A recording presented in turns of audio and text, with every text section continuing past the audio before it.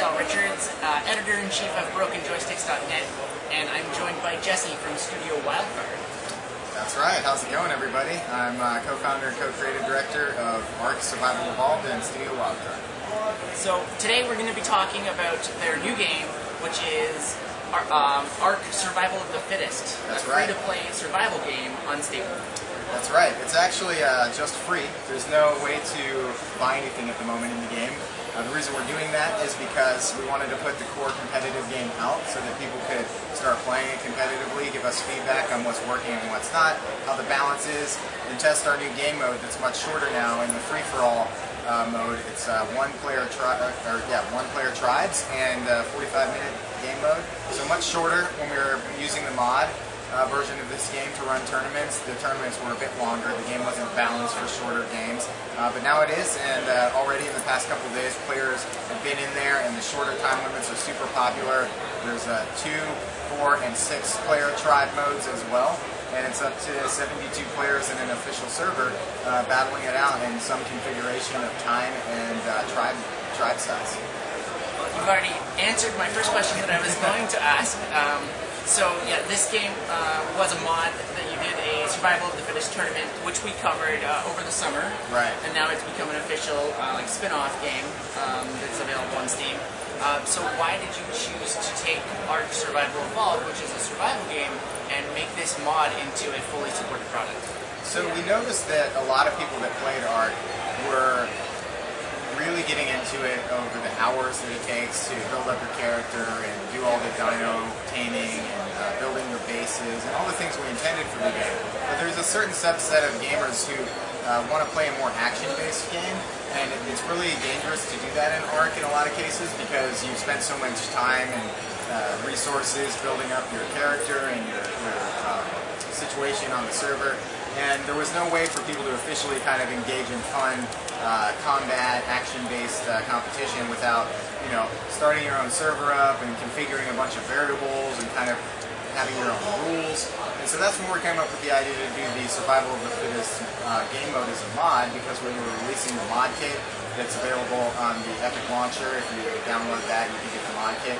And we needed an example of a mod that shows how you could change the base game. And Survival of the Fittest felt like a great example of that because it was an entirely different rule set on how to play ARK, and it still kept all of the things that made ARK a survival game, like crafting, leveling up, role-playing stats, taming the creatures.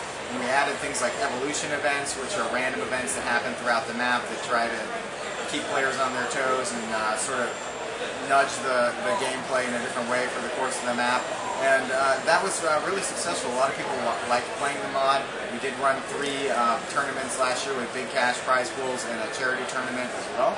And so at the end of the year, we were like, man, this mode really deserves its own standalone development team and product because people are enjoying it, they're playing it, and it's a total parallel but different way to enjoy the ARK IP. And that's how we ended up where we are this week with finally releasing the game standalone on early access.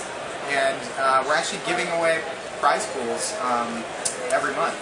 Some of the things that we've added to the game that weren't in the mod are a lot of esports features. So we have ELO rankings so that players that are better are matched against people of their skill set, and the newer players are also matched against newer players. And as your ELO ranking increases, you'll be facing off against opponents that are your skill level. And we've got that tracked real-time on our website in the 4 ranked modes, which is free-for-all, 2-player, 4-player, and 6-player tribes. And those stats are updated in real time. The top 10 players are listed there. And at the end of each month, we have a prize pool. Starting out, it's $50,000 that'll be spread between all the top 40 players, essentially, in all the modes. So that gives players a lot of incentive to play this game and become really good at this game. For people watching this video who may not know how these survival games, typically play out, can you kind of walk us through briefly what a match of ARK Survival of the Fittest is like? Right. So, this is for us a new type of genre that's not really out there. We're calling it a MOSA, multiplayer online survival arena. And the reason we say that is because a lot of the stuff that's in Survival Evolved, the main game of ARK, are in Survival of the Fittest, including enemy creatures that are controlled by AI that you tame.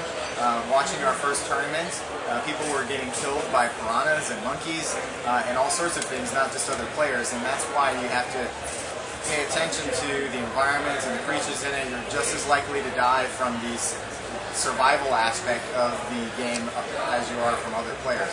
So what a match looks like is everybody starts in the center of the map. You can choose to go to the center and grab some early loot, maybe get a few weapons, take out some enemies, or you can just choose to turn around and book it into the woods and start gathering resources, looking for creatures to tame, building up your, leveling up your stats, picking your speeds, your stamina, your melee, whatever stats you think you want to build up over the course of the match. There's a lot of strategy there. And then you're going to start crafting weapons. In the free-for-all mode, all of the technology is unlocked for you from the start, so you don't have to manage your engrams, and you just need resources to craft things. And you'll find that that speeds up the match a lot in the free-for-all mode. In the 2-player, 4-player, 6-player modes, at this point in the match, you'll be working with your teammates to choose who's going to unlock what engrams to build. You might need to build some shelter in those other modes because they're longer. You need to protect yourself from other players and wild creatures, so you can start building armor and weapons for the end game.